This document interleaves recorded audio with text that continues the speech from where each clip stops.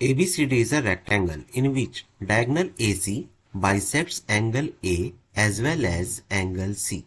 Show that ABCD is a square और जो diagonal BD है वो बाइसेक्ट करता है एंगल B को as well as angle D को। सबसे पहले हम एक रेक्टेंगल को कंस्ट्रक्ट कर लेते हैं और इसकी नेमिंग कर देते हैं लाइक ABC एंड D, जहां पे हमें गिवन है कि जो डायगोनल AC है, ये आपका डायगोनल है AC, ये बाइसेक्ट कर रहा है एंगल A को, मतलब ये एंगल इसके इक्वल होगा। अगर मैं इसको एंगल 1 बोलूंगा एंगल 2, तो मतलब angle 1 is equal to angle 2, ये हमें गिवन है। As well as angle C भी बोला है उसने, तो मैंने इसको एंगल 3 और इसको एंगल 4 बोला।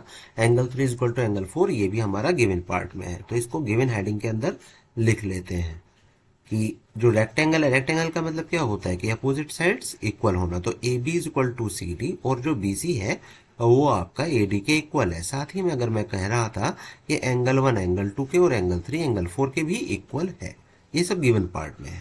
प्रूव क्या करना है? टू प्रूव फर्स्ट हेडिंग देखिएगा जिसमें लिखा है ABCD is a square, right. तो एबीसीडी इज अ स्क्वायर का मतलब क्या है कि सभी साइड्स क्या होनी चाहिए? इक्वल होनी चाहिए। तो A B B C C D और डी ये सभी क्या होने चाहिए? इक्वल होने चाहिए। सेकंड पॉइंट में देखिए diagonal B D bisects angle B as well as angle D. तो मैं यहाँ पे बी डी डायगोनल बना देता हूँ, इसको मैं बोल देता हूँ एंगल 5 और इसको बोल देता हूँ 6। ये एंगल मेरा 7 हो जाएगा और ये मेरा एंगल 8 हो जाएगा। इसका मतलब मैं यहाँ पे प्रूव करना चाहता हूँ एंगल 5 को एंगल 6 और एंगल 7 को एंगल 8 के इक्वल, ये मैं प्रूव करना चाहता हूँ। चलिए प्रूव करना स्टार्ट करते हैं यहाँ पर। तो सबसे पहले जो गिवन पार्ट था हम उसको देखते हैं कि एंगल 1 जो है वो एंगल 2 के इक्वल है, राइट। ये तो गिवन पार्ट में था, तो हमने यहाँ पे इसको गिवन रीजन दे दिया। साथ में जो एंगल 3 है वो किसके इक्वल है? एंगल 4 के। मैंने यहाँ भी क्या किया? गिवन रीजन दे दिया है। अब देखिए कि यहाँ पर जो ए बी है और सी डी है, ये पैरेलल लाइंस हम यहाँ पर देख रहे हैं। मैंने ये कहा कि ए सी एक ट्रांसवर्स है, इसका मतलब क्या होगा कि जो आपका एंगल 1 है वो एंगल 3 के इक्वल होगा। रीजन क्या होगा? Alternate interior angle. इसका मतलब मैं यहाँ पे कुछ ऐसा लिख सकता हूँ कि A B is parallel to C D comma A C is a transverse, ये ट्रांसवर्सल लाइन है। तो क्या कहेंगे हम कि एंगल 1 होगा एंगल 3 के इक्वल, ये हम कहेंगे ऑल्टरनेट इंटीरियर की हेल्प से। ऑल्टरनेट इंटीरियर एंगल की हेल्प से हमने ऐसा कह दिया। अब इसको 1, इसको 2 और इसको 3 कह देता हूँ। नोटिस कीजिए एंगल 3 किसके इक्वल है? एंगल 4 के, और एंगल 3 एंगल 1 के भी इक्वल है। इसका मतलब क्या हुआ? इसका मतलब ये हुआ कि मैं ये कह सकता हूँ एंगल 1 एंगल 4 के इक्वल हो सकता है। रीजन दे दीजिएगा फ्रॉम सेकंड एंड थर्ड, हमने ऐसा बोल दिया है। अब एंगल 1 और एंगल 4 को देखते हैं कि कहां पर है। एंगल 1 और एंगल 4 है मेरा ए बी सी ट्राइंगल के अंदर।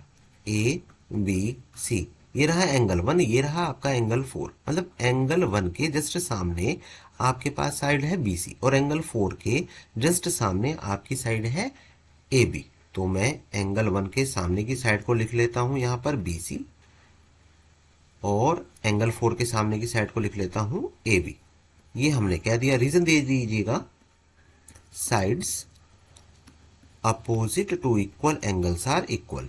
Opposite to equal angles are equal, ये आप कह सकते हैं।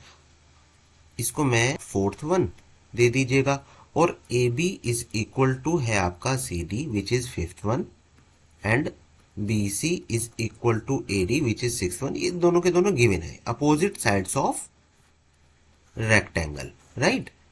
अब देखिए इन फोर्थ फिफ्थ और सिक्स्थ की हेल्प से क्या मैं ऐसा बोल सकता हूँ कि A B B C C D और डी ये सभी इक्वल होंगे? बिल्कुल, ये सभी क्या होंगे? इक्वल होंगे। आप पुट करके देख लीजिएगा। देखो रफ में आपको दिखाता हूँ कि आपने ए बी को सी डी के तो इक्वल बोला ही है ना, यहाँ पे फिफ्थ से आपने A B equal to C D बोला है, और सी डी या फिर आप ए बी को देखिएगा, ए बी किसके इक्वल है? बी सी के इक्वल है, और बी सी किसके इक्वल है? ए डी के भी इक्वल है, राइट। तो इसकी हेल्प से हमने यहां पर बोल दिया from fourth fifth and sixth ये सभी क्या है?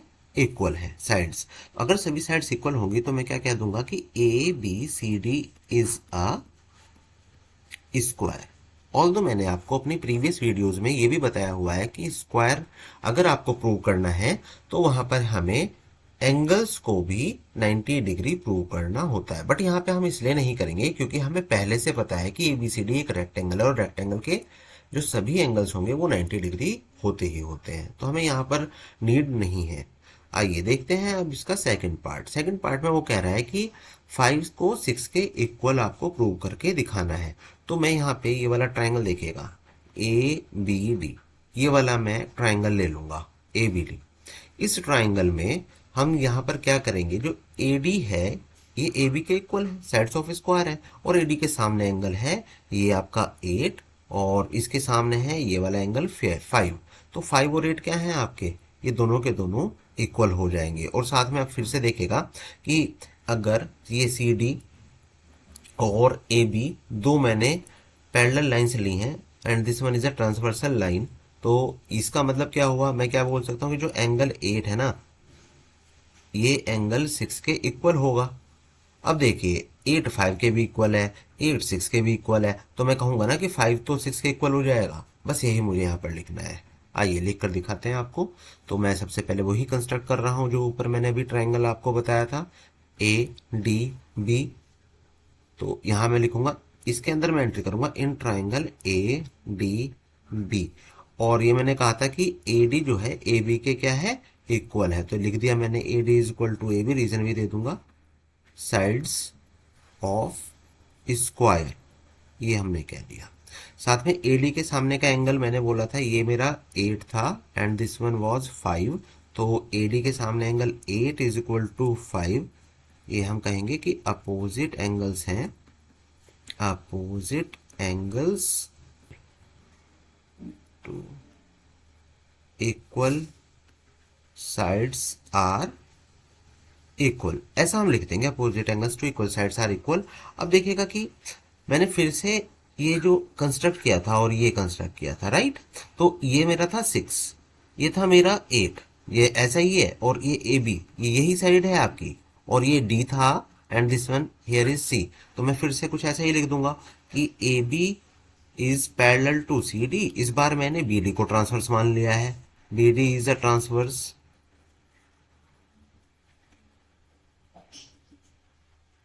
तो हम क्या कहेंगे कि जो एंगल 6 है वो आपका एंगल 8 के इक्वल होगा ऑल्टरनेट इंटीरियर एंगल की हेल्प से। इसको मैं कह देता हूं, ये हमारे कहां पहुंच गए थे, 6 पर आ गए थे हम। This one is 7, this one is 8।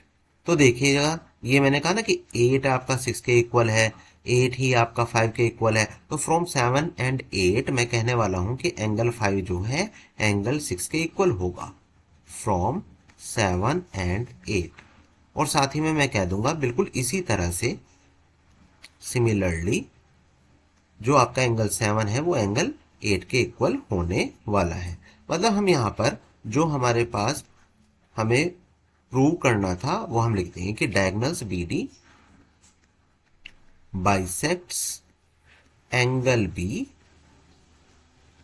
As well as angle D. That's it.